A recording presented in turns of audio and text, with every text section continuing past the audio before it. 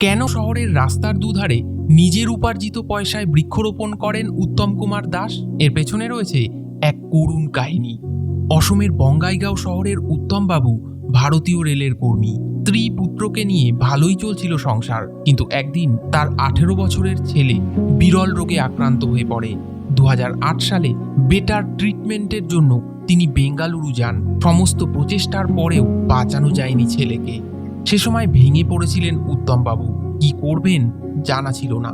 তখন অবসর সময়ে গাছ লাগানোর কথা মাথায় আসে তার। তিনি রাস্তার ধারে চারা গাছ লাগানো শুরু করেন, কিন্তু কিছু দিনের মধ্যে সে গাছ মারা যেতে থাকে। তখন তিনি একটা টেকনিক বের করেন। প্রথমে চারা গাছ সংগ্রহ করে 3-4 বছর ধরে সেগুলো নিজের নার্সারিতে বড় করেন। তারপর সেগুলোকে রাস্তার ধারে রোপণ করেন।